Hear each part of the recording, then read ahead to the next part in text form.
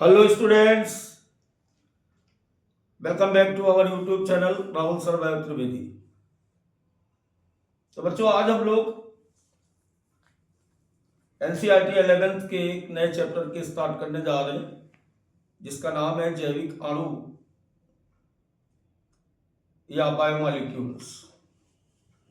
Chapter को start करें इसके पहले एक छोटी सी बात हमारी सुन लीजिए, इसके बाद हम बात को आगे बढ़ाते हैं। देखिए, ये चैप्टर अपने आप में बहुत ही कॉन्सेप्चुअल चैप्टर है बेटा, और प्रायः ये देखा गया है कि जो बच्चे होते हैं उनको ये चीज समझ नहीं आती, डाउट भी नहीं निकलते, और यहां से क्वेश्चन आता जरूर है। अब ना आने का कारण सिर्फ जानते हो क्या होता है? एक तो ध्यान से ना सुनना, नोट्स ना बनाना और क्वेश्चन की प्रैक्टिस ना करना, साथ ही साथ इसे आप रट नहीं सकते हो, क्योंकि इसमें बहुत सारी केमिस्ट्री भी इसके साथ आएगी। तो चलिए, पूरा मन लगा करके नोट्स बनाते हुए हमारी बात को एक एक करके सुनते नजर आएंगे या सुनेंगे, फिर आपको इससे फायदा होगा। वरना कितनी बार आप पढ़ चुके हो और मैं कितनी बार पढ़ा चुका हूं, कोई मतलब नहीं निकलता है। तो चलिए बात को स्टार्ट करते हैं आज की। देखिए, सबसे पहले यहां पर एक बात हम जानेंगे कि बायोमॉलिक्यूल्स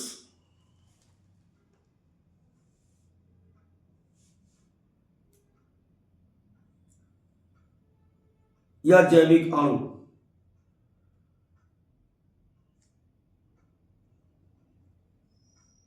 इसका मतलब क्या है। इसका बेटा एक छोटा सा मतलब है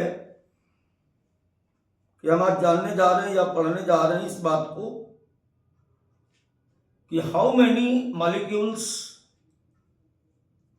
एलिमेंट्स और कंपाउंड प्रेजेंस इन लिविंग्स। सजीव के शरीर में कितने प्रकार के रासायनिक पदार्थ पाए जाते हैं।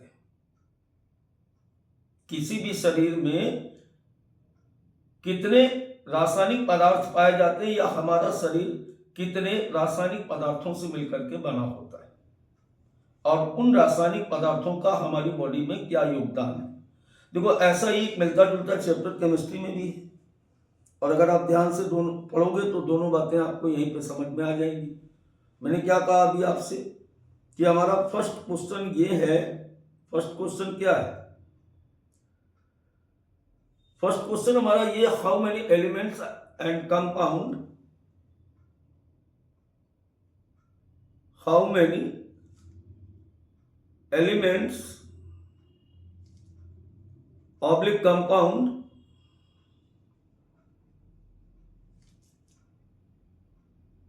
Found in livings.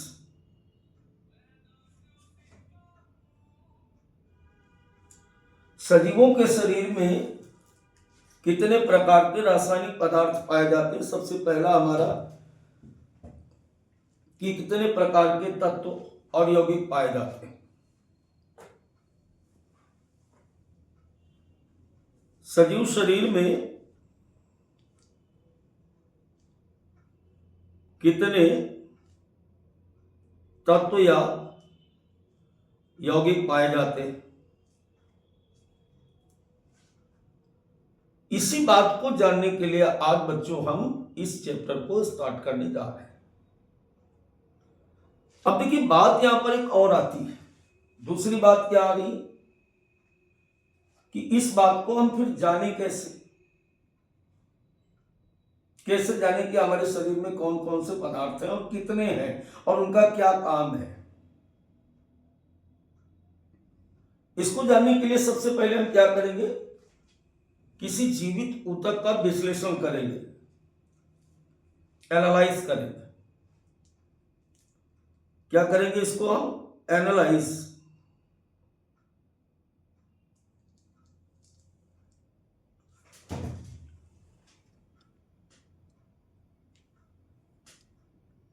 किसे एनालाइज करेंगे? केमिकल कंपाउंड को। रासायनिक संगठन का विश्लेषण करेंगे।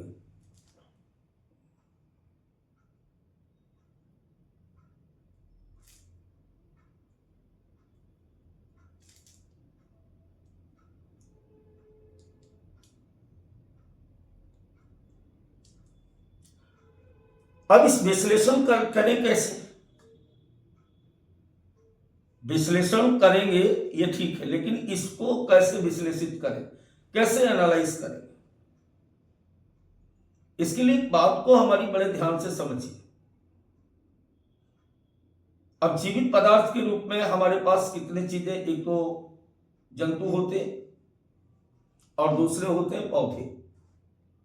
पूरा सजीव तंत्र दो से बना हुआ है, एक लिविंग्स, और लिविंग्स में कौन कौन आ रहा है? Plants and animals. तो या तो आप सैंपल प्लांट का ले लीजिए या सैंपल एनिमल्स का लीजिए, इससे कोई फर्क नहीं पड़ता है। कोई खास अंतर जंतु कोशिकाओं और पादप कोशिकाओं में कोई खास अंतर नहीं होता है। हमें करना क्या है, हमें एक टिश्यू लेना है। और कैसा टिश्यू लेना है? जीवित, take a living tissue.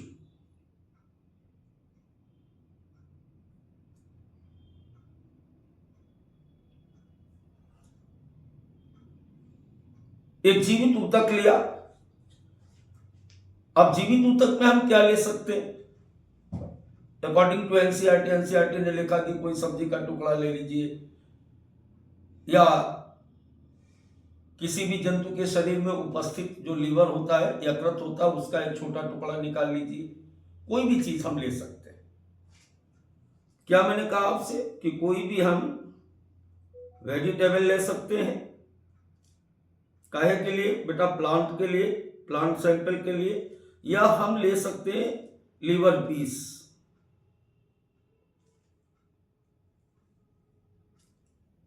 Right.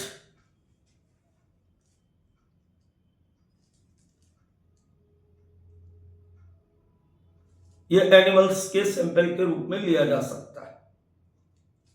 चलिए मान लेते हैं कि हमने कोई सब्जी का टुकड़ा ले लिया या कोई लीवर पीस ले लिया, एक सजीव ऊतक लिया हमने यहां पर, और उस सजीव ऊतक का हम करें क्या?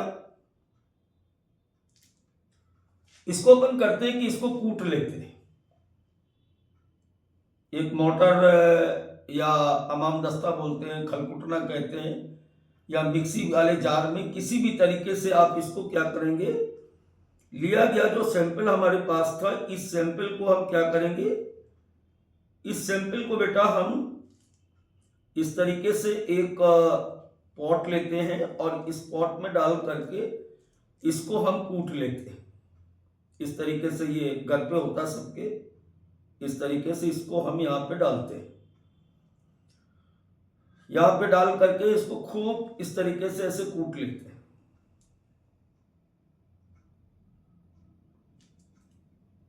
इसको हम क्या बोलते हैं? इसको बोलते हैं मोर्टर एंड पिस्टिल। तो मोर्टर एंड पिस्टिल की सहायता से लिए गए सैंपल को कूट लेते हैं। देखो, जब तक सब्जेक्ट विजुअलाइज नहीं होगा तब तक नीट का क्वेश्चन नहीं निकलेगा। आप बोर्ड में नंबर ला सकते हो, वो अलग मैटर है। इसलिए कभी भी रटने के तरीके से किसी भी बात को मत पढ़ो, वो कोई भी सब्जेक्ट हो, बायोलॉजी हो, फिजिक्स हो या केमिस्ट्री हो, मैथमेटिक्स हो। इमेजिन करिए कि अब ऐसा हो रहा है, वैसा हो रहा है, दिमाग में इन चीजों को बनाइए। क्योंकि अगर आप 11th में तो पढ़ तो आज रहे हो ना, एग्जाम आप 27 में दोगे, तब तक ये बात कैसे याद रहेगी आपको? क्या बार बार रिवीजन ही में टाइम निकालते रहोगे? फिर अपनी रैंक कब सुधारोगे? तो आप किसी भी सब्जेक्ट को इमेजिनेट करना सीखिए। आपके दिमाग में वो चीज बननी चाहिए, जैसे टीचर के दिमाग में होता है। आपको लगता है कि टीचर कोई मैजिशियन होता है, उसको सब याद होता, सब याद नहीं होता। उसने सब्जेक्ट को समझ लिया होता है, इतना डाटा याद थोड़ी रहता है। तो आप भी समझना सीखिए। तो मैंने क्या कहा, यहां पर एक मोटर लिया और एक पिस्टल लिया, इसको कूट लिया, खूब ऐसे कूट लिया। अब कूटने के बाद क्या होगा कि इसको बाहर निकाला।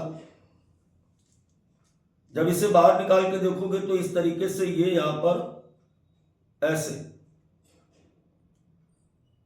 यहां पर इस तरीके से आप देखोगे तो ये एक स्लरी हमें यहां पर प्राप्त हो गया। क्या प्राप्त हुआ बेटा? यहां पर हमको स्लरी प्राप्त हुआ। और एक चीज मैं यहां पर आपको और बता दूं कि जब इसको हम कूट रहे थे तो कूटने के साथ साथ इसमें हमने क्या किया था, एक एसिड मिलाया था। क्या मिलाया था इसके अंदर? एक इसके अंदर एसिड मिलाया था, Cl3COCOOH, Cl3COCOOH। सर इसका नाम क्या होता है बेटा? इसका नाम होता है trichloro acetic acid. Trichloro acetic acid, right. जब ट्राइक्लोरो एसिटिक एसिड के साथ हमने लिए गए, दोबारा से समझो बात को, सबसे पहला प्रश्न हमारा यहां पर यह था कि जैविक अणु है क्या। आंसर था उसका कि ऐसे सभी रासायनिक पदार्थ जो हमारे शरीर के अंदर पाए जाते हैं या जिनसे हमारा शरीर बना हुआ है, उन सभी रासायनिक पदार्थों को एक साथ मिलाकर के जैविक अणु कहते हैं। All which chemicals they are present in our body are biomolecules। अब दूसरी बात यहां पर क्या थी कि जो कितने प्रकार के बायोमोलिक्यूल्स पाए जाते हैं। दिमाग ने दोबारा स्ट्राइक किया कि ठीक है, हम मान लेते हैं कि हमारा शरीर जैविक अणु से मिलकर के बना हुआ है, बायोमोलिक्यूल से मिलकर के बना। सर कितने, छोटा बच्चा भी पूछ देगा, सर कितने बायोमोलिक्यूल्स हमारी बॉडी में पाए जाते हैं? आप इसका आंसर कैसे दोगे? काउंट करके ना, देख करके, एनालाइज करके। तो हम क्या करते हैं कि शरीर को यानी लिविंग सेल्स को या लिविंग टिश्यू को एनालाइज करते हैं, विश्लेषण करते हैं इसका। अब विश्लेषण करने की टेक्निक मैं आपको सिखा रहा हूं। इसके लिए हमें क्या करना है? इसके लिए हमें क्या करना है कि बेटा एक लिविंग टिश्यू लेना है, कोई भी सजीव ऊतक लेना है। और वो सजीव ऊतक कैसा लेना है? या तो कोई वेजिटेबल ले लेनी है, सब्जी ले लेनी, या कोई लीवर का टुकड़ा ले लेना, कोई और भी मांस का पीस ले सकते हो, जरूरी नहीं है कि लीवर पीस ही लो। कोई भी मीट का पीस या मांस का टुकड़ा ले सकते हो एनिमल्स के लिए। अब दोनों में से किसी एक को हमने क्या किया कि एक खरल में डाल दिया यहाँ पे ऐसे, और इसमें मोटल और पिस्टल की सहायता से लिए गए सैंपल को हम क्या करते हैं, लिए गए सैंपल को बेटा ट्राइक्लोरो एसिटिक एसिड के साथ कूट लेते हैं, चटनी बना लेते हैं इसकी।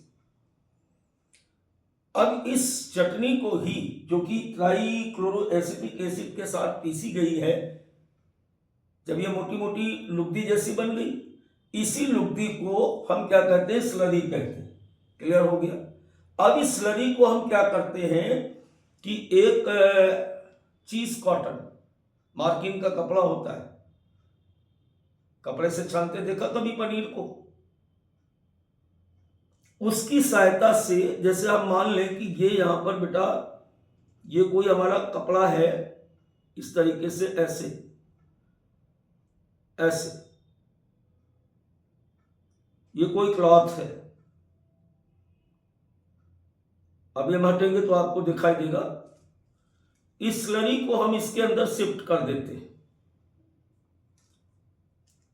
और जब शिफ्ट कर दिया और नीचे की तरफ हम क्या करते हैं, नीचे की तरफ एक बर्तन रख देते हैं, इस प्रकार से ऐसे बर्तन रख दिया गया ऐसे। अब इस स्लरी को उठा करके इसमें डालते हैं। यहां पे देखो आप, यहां पर हम क्या कर रहे हैं, ये हमारा क्या है? कॉटन का कपड़ा है, क्लॉथ। इस कॉटन क्लॉथ में हम इस स्लरी को, जो हमने मोटर में पीसा था, उठा करके डाल देते हैं। अब जब आप इसे डालोगे तो क्या हो जाएगा, इसका कुछ हिस्सा इस तरीके से छन करके इसके अंदर आता है, ऐसे आएगा। ऐसे छन करके इसके अंदर आ जाता है।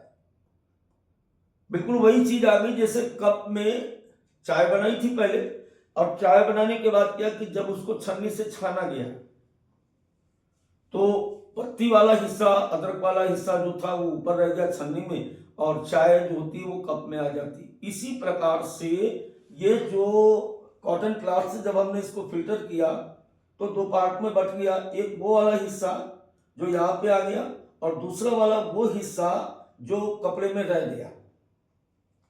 राइट, क्लियर हो गई इतनी बात? दो बातें बताई गई आपको। अब इसको हमने छान दिया। छानने के बाद हम क्या देख रहे हैं यहाँ पर, देखो कॉटन क्लॉथ से हम हट गए वहां से, बिल्कुल कॉटन क्लॉथ से इसे छाना गया। छानने के बाद कुछ हिस्सा इसका जो था नीचे वाले बर्तन में आ गया और कुछ ऊपर वाले बर्तन में चला गया। जो ऊपर वाले बर्तन में गया इसको हम लोग बोलते हैं फ्रैक्शन 1, इसको हम बोलते हैं फ्रैक्शन 1। और जो नीचे यहां पे आए इसको हम बोलते हैं फ्रैक्शन 2, यानी भाग 1 और भाग 2। अब जो कॉटन में रह गया है ये क्या था, अम्ल में अघुलनशील है, एसिड इनसॉल्युबल है। इसको क्या बोलेंगे हम लोग, एसिड इनसॉल्युबल। और दूसरा हिस्सा जो छन गया है इसे बोलते हैं एसिड सॉल्युबल। इतनी अंग्रेजी तो पता ही है ना। एक वो हिस्सा जो इसमें रह गया इसे हम कहते हैं अम्ल में अघुलनशील पदार्थ, और एक वो हिस्सा जो इसमें चला गया उसको हम बोलते हैं अम्ल में घुलनशील पदार्थ। इतनी बात आपको समझ में आ गई। अब बेटा यहां पर हम देख रहे हैं ना, ये इस तरीके से दो भाग हो गए इसके। अब ये जो अम्ल में घुलनशील पदार्थ है, एसिड सॉल्युबल मटेरियल जो आप देख रहे हो नीचे, ये वाला देख रहे हो कि नहीं देख रहे हो, ये इसमें बहुत सारे ऑर्गेनिक मॉलिक्यूल्स पाए जाते हैं। यहां पर हम देख रहे हैं कि जो अम्ल विलेय पदार्थ है, ये वाला जो अम्ल में अम्ल विलेय है, इस अम्ल विलेय पदार्थ में बहुत सारे क्या पाए जा रहे हैं, ऑर्गेनिक कंपाउंड पाए जाते हैं। तो इतनी बात आपको समझ में आ गई। अब देखिए इसके आगे वाला मैटर बात को समझिए। All the carbon compound of living tissue, इन सभी को हम क्या बोलते हैं, बायोमॉलिक्यूल्स कहते हैं। ये एनसीईआरटी की लाइन है और ये आपको भूलना नहीं है बिल्कुल भी। मैंने क्या बोला आपसे कि all the carbon compound of living tissue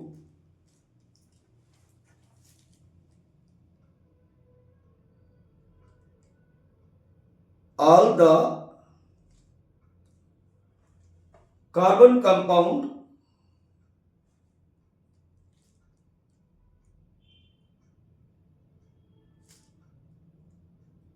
found in livings called biomolecule।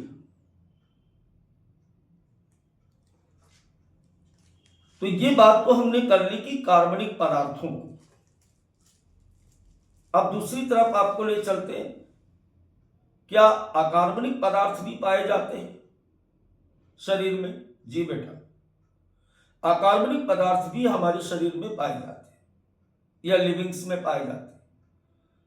तो जिस तरीके से अभी हमने कहा कि ऑर्गेनिक कंपाउंड्स को कैसे बाहर निकालेंगे, तो वो तो आपको बताया कि एसिड में घोल दिया, एसिड में घोलने के बाद फिल्टर कर लिया, जो एसिड में घुल गया वो सब ऑर्गेनिक था, जो नहीं घुला ऊपर रह गया उसके बारे में भी कोई बात हुई नहीं।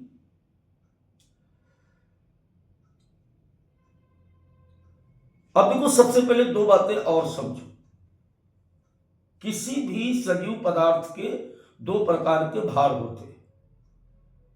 एक होता है उसका वेट वेट, नम भार या ताजा भार कहते हैं, और दूसरा होता है शुष्क भार। पूरी बात को समझना, अभी इनऑर्गेनिक भी बाहर आते हैं।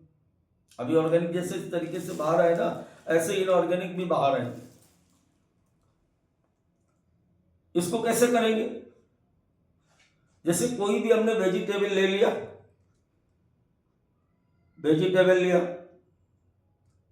या कोई भी लीवर पीस लिया, इसको सबसे पहले क्या करते हैं, सुखा लेते हैं, या जिस कंडीशन पे आपको मिला ना ये तुरंत ताजा, इसे हम कहते हैं वेट।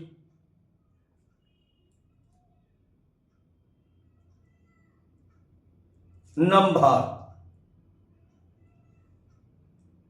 या इसी को हम लोग कह देते हैं ताजा भार। अब इसे क्या करना है, इसे हमें सुखाना है। तो जब इसे ड्राई करोगे आप, तो गीले में और सूखे में अंतर क्या होता है, एक में पानी होता है, एक में नहीं होता है। तो इसका जो वाटर था बेटा, ये इवेपोरेट हो गया। अब वाटर के इवेपोरेट होने के बाद जो कुछ भी बचा आपके पास, वो क्या बचा, उसे हम कहते हैं ड्राई वेट।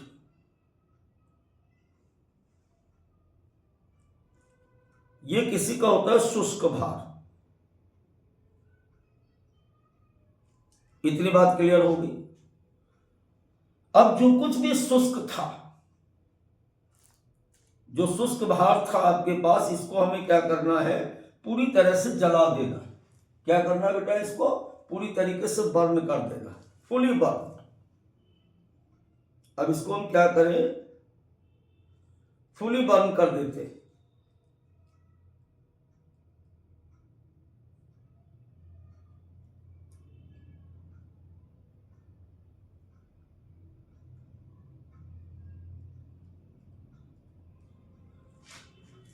जब जला दिया तो क्या हुआ, जलाने में धुआं निकलता कि नहीं निकलता, पहले बताओ। अच्छा, तो ये जो धुआं निकलता है, ये क्या होता है, इसका ऑर्गेनिक मटेरियल जो होता है वो भी बाहर निकल गया। बहुत प्रैक्टिकल पढ़िए आप। साथ ही साथ और क्या निकल गया, जो इसके अंदर पानी होता है वो भी निकल गया। अब इन सब के बाद क्या बचता है, ऐश। क्या बची, ऐश बची। इसके बाद बचती है राख। अब इस जब राख को हम एनालाइज करते हैं, राख हमेशा क्या होती, ना तो उसमें कोई ऑर्गेनिक कंपाउंड होता है, ना ही किसी प्रकार का उसमें पानी होता है, क्योंकि वो जलने के बाद जो कुछ भी बचा है वो क्या है, वो होते हैं बेटा इनऑर्गेनिक कंपाउंड। वो क्या होते हैं, वो सारे के सारे इनऑर्गेनिक सबस्टेंस होते हैं, अकार्बनिक पदार्थ होते हैं। क्या क्या हो सकता है इसमें, या सजीवों में कौन कौन सा मिलेगा आपको, जैसे sodium Na+, potassium,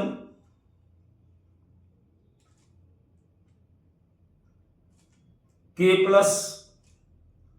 calcium,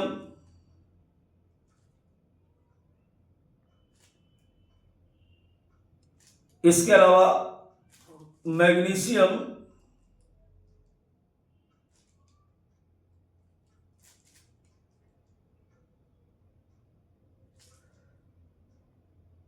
Mg,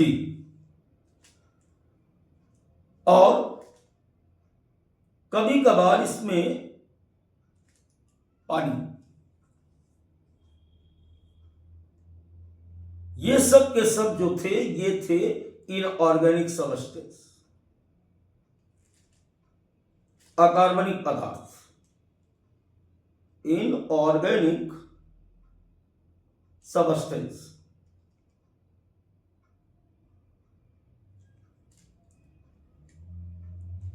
अकार्बनिक पदार्थ।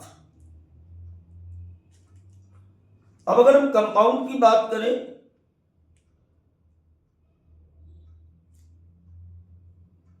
यौगिक की बात करें,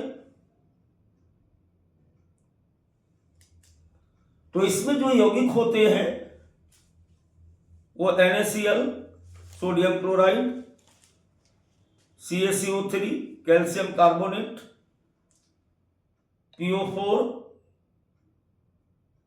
सल्फेट, फास्फेट, सल्फेट जैसे पदार्थ भी बेटा यहां पर प्राप्त हो सकते। एक बार इनऑर्गेनिक वाली बात को दोबारा से सुनेंगे। यहां से मैंने आपसे क्या बोला कि हमारे शरीर में जितने भी कार्बन कंपाउंड होते हैं उन सभी को मिलाकर के हम बायोमॉलिक्यूल कहते हैं। लेकिन क्या शरीर हमारा केवल कार्बनिक पदार्थों से मिलकर के बना है? नहीं, हमारा शरीर कार्बनिक पदार्थों के साथ साथ बेटा अकार्बनिक पदार्थों से भी मिलकर के बना होता है।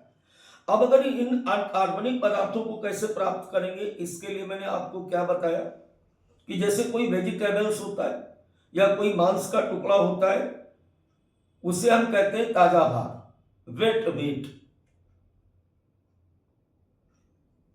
तो सबसे पहले हम इसे क्या करते हैं, इस वेट वेट को, इनऑर्गेनिक पदार्थों को निकालने के लिए हम क्या करते हैं, इसको सुखाते हैं। धूप में सुखाओ या बिना धूप के सुखाओ, कुल मिलाकर के इसका पानी निकालना है। अब जैसे ही इससे पानी निकल जाता है तो ये इसका क्या बचेगा, अब इसका शुष्क भार बचेगा या ड्राई वेट बचेगा। अब बचे हुए मटेरियल को हम क्या करेंगे, बचे हुए मटेरियल को बेटा हम क्या करते हैं, पूरी तरीके से इसको बर्न कर लेते हैं, जला देते हैं। अब जलाने में और क्या चीज आ गई, जलाने में क्या आ गया कि इसका कार्बन डाइऑक्साइड और जल जो होता है वो भी निकल गया। कार्बन डाइऑक्साइड और जल निकल गया, क्या बचा हमारे पास, ऐश बची, राख बची। इस राख में जो अकार्बनिक पदार्थ है वो सारे अकार्बनिक पदार्थ जो होते हैं उसमें सोडियम, पोटेशियम, कैल्शियम, मैग्नीशियम, जल जैसे पदार्थ जो होते हैं वो सब इनऑर्गेनिक सबस्टेंस या अकार्बनिक पदार्थ कहलाते हैं। जबकि इसके अलावा इसमें कंपाउंड या यौगिक भी हो सकते हैं, जैसे sodium chloride, calcium carbonate, phosphate और सल्फेट जैसे पदार्थ भी बेटा पाए जाते हैं। तो पूरी तरीके से यहां आप बात को समझ गए। देखो ये सामने जो आप देख रहे हो ना, ये एनसीईआरटी में बनी हुई टेबल है, जरा इस पर भी फोकस कर लो एक बार। जैसे sodium, potassium, calcium, magnesium, water और कंपाउंड्स के रूप में यहाँ पर NaCl, कैल्शियम कार्बोनेट, फास्फेट और सल्फेट पाया जाता है। यही बात में ऊपर कह रहा था, table number 9.2, a list of representative inorganic constituent of living tissue. सजीवों के ऊतक में पाए जाने वाले विभिन्न प्रकार के ये पदार्थ होते हैं। क्लियर हो गई बात बेटा। एक टेबल और बनी है, इसको भी जरा ध्यान से देखिए। ये जो टेबल बनी है ना, ये आपको क्या बताने वाली है, ये टेबल ये बता रही कि अर्थ क्रस्ट और ह्यूमन बॉडी में कौन सा पदार्थ कितने % में पाया जाता है। अब जैसे हाइड्रोजन की बात करें तो पृथ्वी में कितना, 0.14, लेकिन ह्यूमन बॉडी में कितना है बेटा, बोलो, 0.5। इसी तरह कार्बन 0.03%, अभी फोटोसिंथेसिस में भी बताया था। लेकिन हमारी बॉडी में कार्बन की मात्रा कितनी, 18.5। इसी तरह ऑक्सीजन की मात्रा एटमॉस्फेयर में कितनी, 46, जबकि हमारी बॉडी में कितनी, 65%। Nitrogen, sulphur, sodium, calcium, magnesium, silicon, ये सब हमारी बॉडी में पाए जाते हैं। और इनका जो डिफरेंस है, यानी इधर जो लिखा हुआ अर्थ क्रस्ट, इसका मतलब नॉन लिविंग्स में है, और इस तरफ जो लिखा हुआ है वो ह्यूमन बॉडी में पाए जाते हैं। यहां से भी देख लो, स्क्रीनशॉट ले लो, या आप अपनी एनसीईआरटी बुक से पढ़ लेना, लेकिन ये बात भी आपको पढ़ना जरूरी है। तो बच्चों यहां तक की क्लास थी आज की इंट्रोडक्शन की। अगली क्लास में हम बात करेंगे माइक्रोमॉलिक्यूल्स, मैक्रोमॉलिक्यूल्स के साथ साथ अमीनो एसिड या अन्य जो जितने भी बायोमॉलिक्यूल्स हैं उनके डिटेल्स पर हम लोग बात करते हैं। तो आज की क्लास यहीं तक रहेगी। बाय बाय बच्चों, मिलते हैं अगले लेक्चर में फिर से। हेमराज की मम्मी देखो